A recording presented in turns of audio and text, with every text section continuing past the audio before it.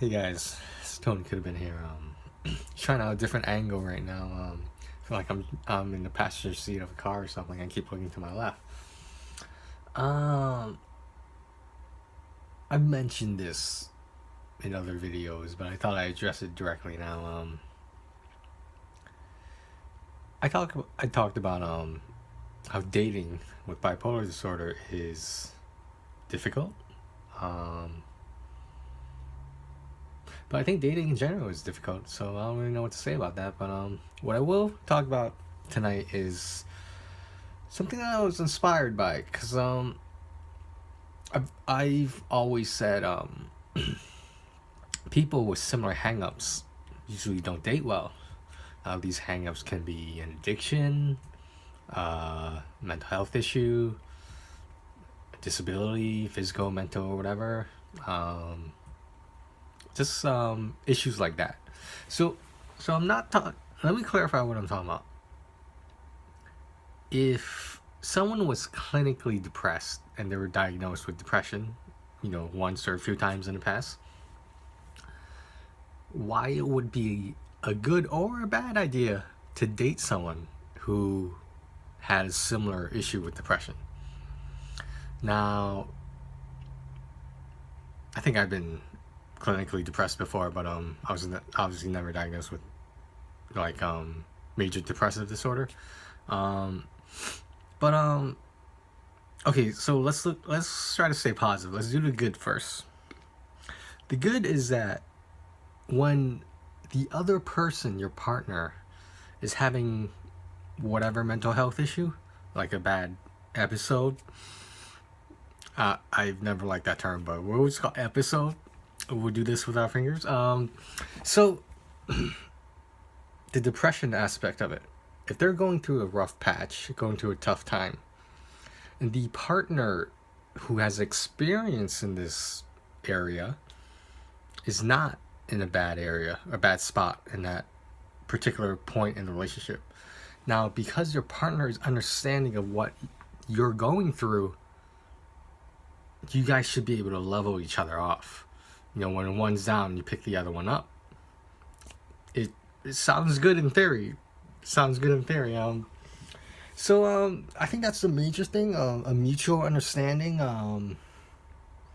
Your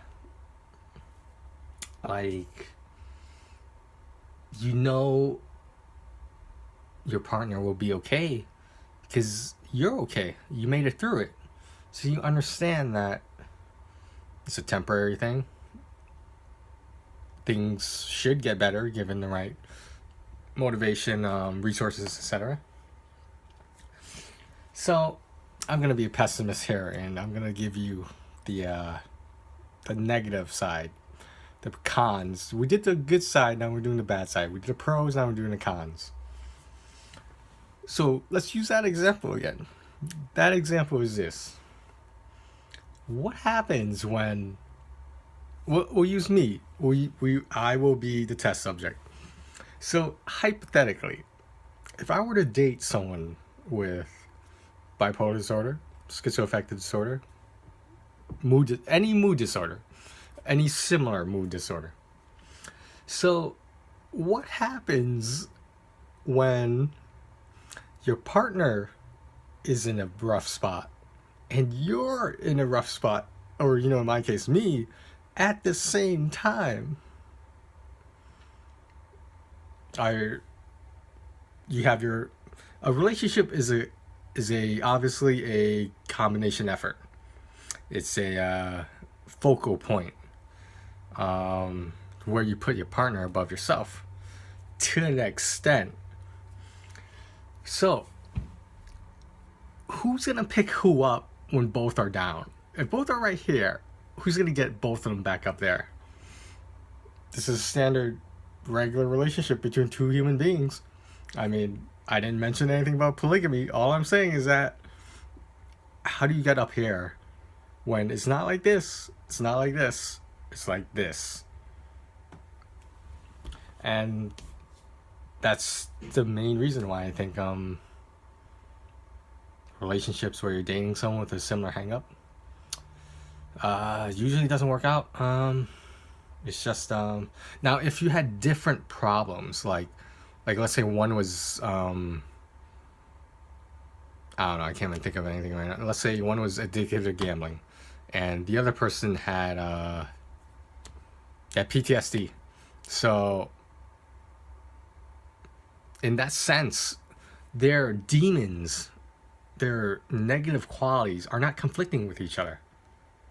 But if you put one person with a mood disorder with another person with a mood disorder, and okay, I'll give you this. They're somewhat stable, somewhat.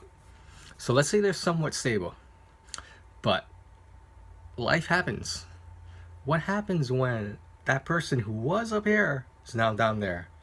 And as a result, if the person with the mood disorder sees their partner with the mood disorder that's struggling with, they're going to go down a little bit too. So I'm not saying that one person needs to be a crutch.